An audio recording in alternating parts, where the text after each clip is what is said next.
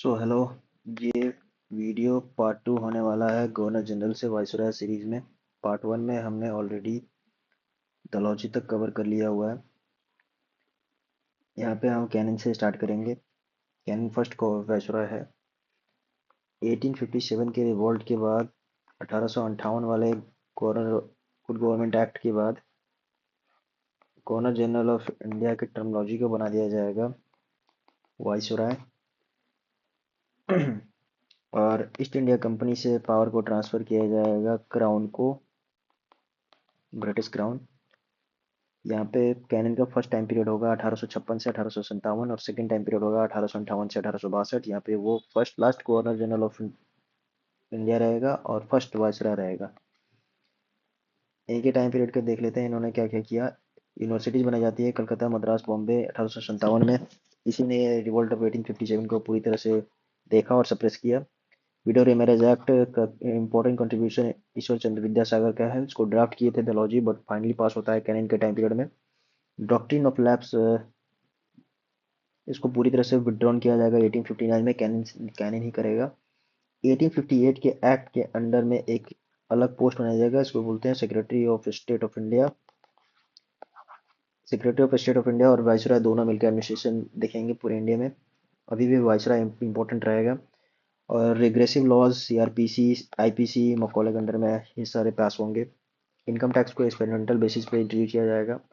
Canning के time period का white mutiny एक फेमस है 1859 का। व्हाइट म्यूटिनी एक्चुअली में क्या था कि ईस्ट इंडिया कंपनी से जब पावर को क्राउन को ट्रांसफर किया गया तो ईस्ट इंडिया कंपनी के जो सोल्जर्स थे उनको भी ट्रांसफर किया गया क्राउन में। बट इनको लगता था कि ईस्ट इंडिया कंपनी उन्हें ज़्यादा पे स्ट्रक्चर अच्छा दे रही है और ट्रेडिशंस उनको कंपनी के साथ अच्छे हैं, इसलिए उन्होंने म्यूटिनी किया हुआ था। एक कोई आर्म रेबेलियन नहीं था, बस refusal to work and order को ना एग्जीक्यूट करना, बस इतना ही था।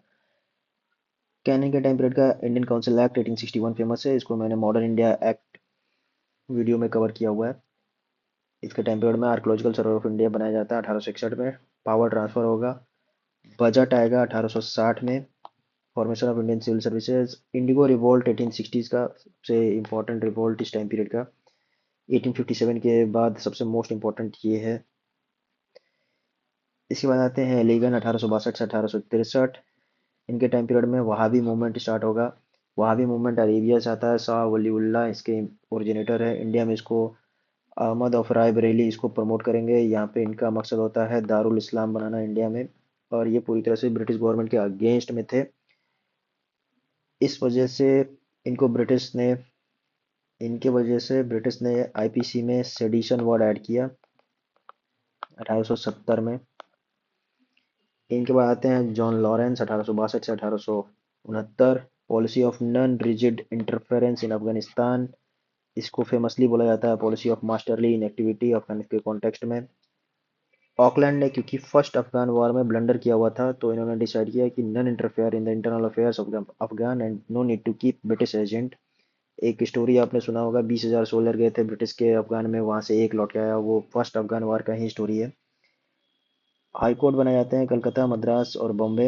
इलाहाबाद का 1866 का है। लॉरेंस को सेवियर ऑफ द पंजाब बोला जाता है क्योंकि सेकंड सिख वॉर के बाद पंजाब बोर्ड एडमिनिस्ट्रेशन में इसको बैठाया गया था। इंडियन फॉरेस्ट डिपार्टमेंट इसके द्वारा बनाया जाता है। टेलीग्राफ लाइन इंडिया और यूरोप के बीच में ओपन होती है। भूटान वॉर 1864-1865 होता है। यहाँ पे अनेक्स अनेक्स कर लिया जाएगा असम और बंगाल द्वार।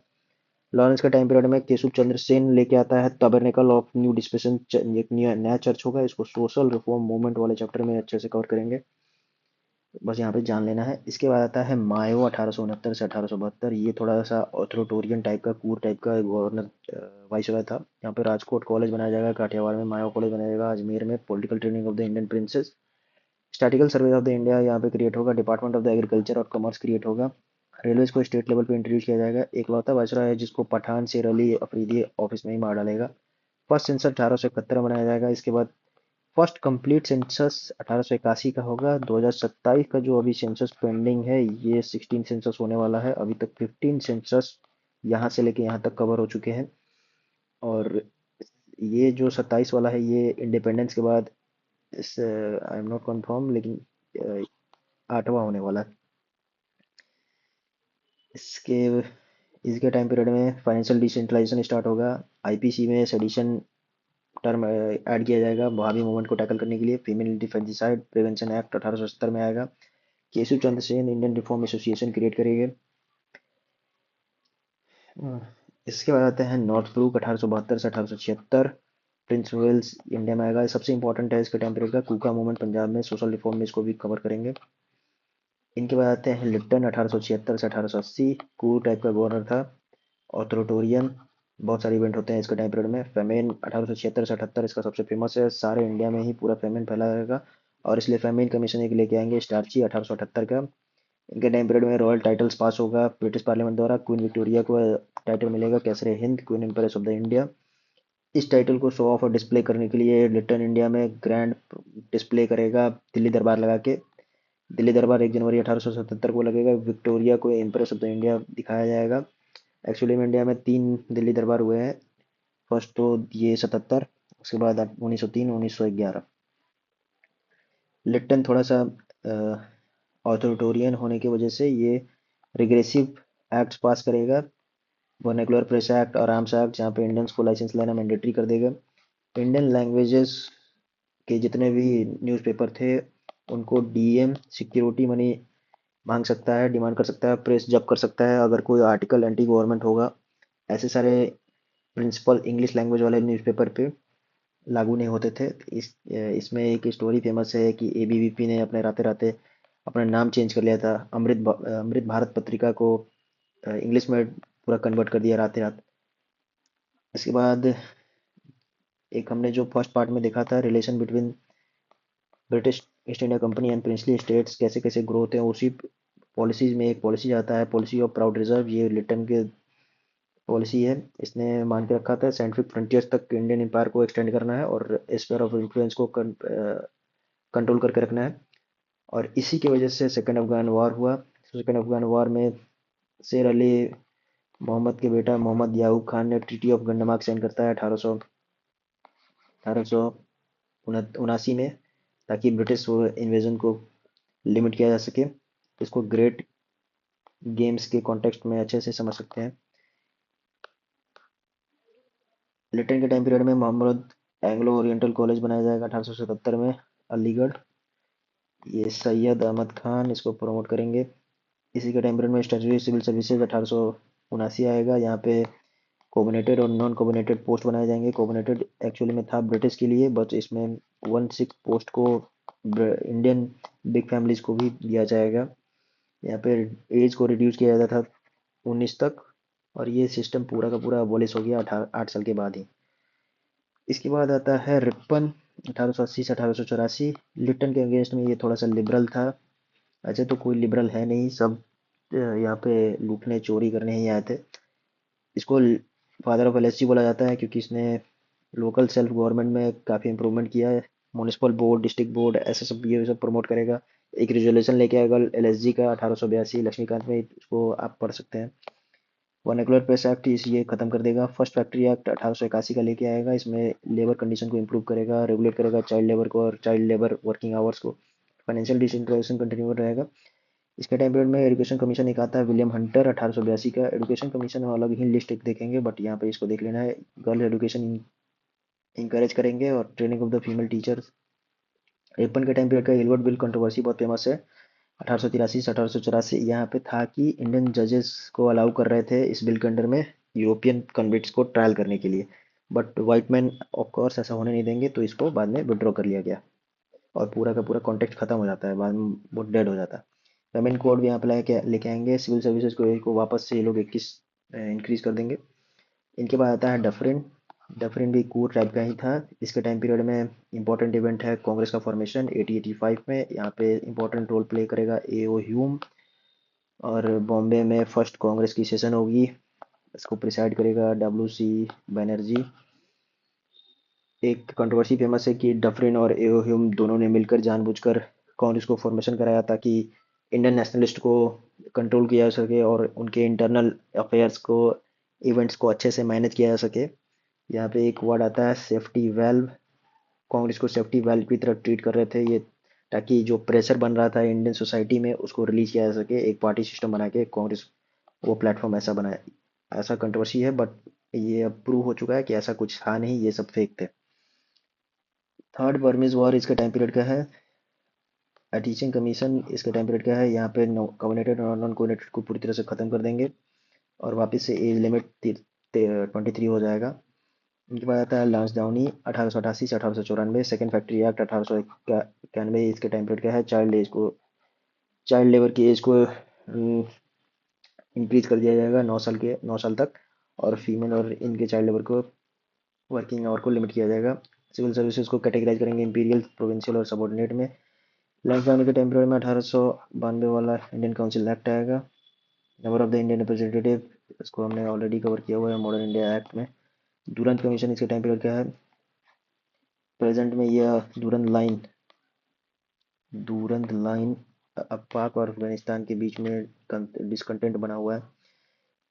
लैंड टाउनी के टाइम पीरियड में ही B Malabari age of consent act लेके आते हैं। यहाँ पे चाइल्ड मैरिज के एज को रेज करने का बात रखा गया था। इसको बहुत सारे लोग एंटी हिंदू ट्रेडिशन देखेंगे और गोखले इसको सपोर्ट करेंगे। इसके बाद आता है एलिगन 1894 से 1891। इसके टाइम पीरियड में चापेकर ब्रदर्स पुणे प्लेग में हरासमेंट्स को लेके रैंड और एमहर्स्ट ब्रिटिश ऑफिसर्स को मार देंगे। ग्रेट फैमिन इनके टाइम पीरियड क्या है? मुंडा अपराइजिंग, बिरसा मुंडा। लैली कमीशन यहाँ पे फेमस है। इनके बाद आते हैं कर्जन। कर्जन भी ऑथोरिटोरियन था और इसको इंडियन हिस्ट्री में काफ़ी इंटरेस्ट था। तो ये बहुत सारे ऐसे वर्क करेगा जो कि इंडियन हिस्ट्री को प्रिजर्व और प्रमोट करने का काम करेगा। इसमें फर्स्ट है पुलिस कमीशन, ये बनाएंगे एंड्रू फ्रेजर। इसका टाइम पीरियड का सीआईडी यहाँ पे आएगी। इसके बाद मैकडोनल्डी का फेमिन कमीशन इसके टाइम पीरियड का फेमस है। इसके टाइम पीरियड में एक और एजुकेशन कमीशन आएगी, रैली कमीशन। और रैली कमीशन के रिकमेंडेशन पे इंडियन यूनिवर्सिटीज़ एक्ट आएगी। इसके अंडर में यूनिवर्सिटीज़ और कॉलेज कम्प्लीटली गवर्नमेंट कंट्रोल में। इसके पहले गवर्नमेंट कंट्रोल नहीं था। इसको बहुत सारे नेशनलिस्ट, गोखले वगैरह इसको बोलेंगे कि एजुकेशन को ये लोग कंट्रोल करके रखना चाहते हैं। Department of commerce and industry ये बनाएगा। कलकत्ता कॉर्पोरेशन एक्ट 1899 आएगा। ऑफिशियल सीक्रेट एक्ट जो अभी वैलिड है, इसी के टाइम पीरियड का है। सेकंड दिल्ली दरबार ये लेके आएगा। कर्जन के टाइम पीरियड का सबसे इम्पोर्टेंट इवेंट है 1905 का पार्टीशन ऑफ द बंगाल, क्योंकि कर्जन डिवाइड एंड रूल का सबसे बड़ा मास्टर था। इसने डिवाइड एंड रूल प्रिंसिपल को फॉलो करते हुए पार्टीशन ऑफ द बंगाल कराया। उसको उसको ऑफिशियली जस्टिफाई किया इसने रिजली पेपर्स में, ऑफिशियल एक्सप्लेनेशन दिया हुआ है। North west frontier provinces create करेगा। अलग से director general of the ASI बनाया जाएगा जॉन मार्शल को। आगे जाके इंडस वैली सिविलाइजेशन 1921 में डिस्कवर होगा। क्योंकि इंडियन हिस्ट्री में बहुत सारा ये इंटरेस्टेड था, इसलिए इसने एंशियंट मॉन्यूमेंट प्रिजर्वेशन एक्ट लेके आएगा। Archaeological survey of the India to restore Indian cultural heritage. इनके टाइम पीरियड में एक कंट्रोवर्सी है, कर्जर किचनार। ये मिलिट्री कंट्रोवर्सी है। किचनार एक कमांडर इन चीफ थे मिलिट्री के। कर्जन वहाँ भी अपना स्टेक चाहते थे। इसके बाद एक मिशन है Younghusband mission to Tibet 1904 का। कर्जन ने ही इसको भेजता है। यहाँ पे ट्रीटी ऑफ लाहसा की जाती है 1904 की। तिब्बत को ब्रिटिश प्रोटेक्टोरेट बनाया जाता है। कर्जन के टाइम पीरियड में एग्रीकल्चर बैंक आते हैं। कोऑपरेटिव क्रेडिट सोसाइटीज एक्ट लेके आता है ये, जो आज भी कोऑपरेटिव चल रहा है, यहीं से आया हुआ है। इनके टाइम पीरियड में agriculture research institute Pusa Bihar में बनाई जाती है। अभी ये प्रेजेंटली दिल्ली में मूव कर दिया गया है। एनी बेसेंट 1904 में बनारस हिंदू गर्ल्स स्कूल खोलती हैं, और यहीं से आगे जाके मदन मोहन मालवीय जी बनाते हैं बनारस हिंदू यूनिवर्सिटी। कर्जन इतना ज़्यादा ऑथोरिटेरियन था कि उसका स्टेटमेंट देख लेते हैं। India is the pivot of our empire. If the empire loses any other part we can survive, but if we lose India the sun of the empire will set. आखिर में set हो ही गया। British देखो आज के time में कहाँ limited हो चुके हैं। कर्जन आज उसका जो आत्मा है छाती पीट पीट के रो रहा होगा। इसने इंडियन नेशनलिस्ट को लेटिंग ऑफ द गैसेस बोला था। गैसेस मतलब पाद। ओके, थर्ड पार्ट में बाकी कवर करेंगे। Thank you.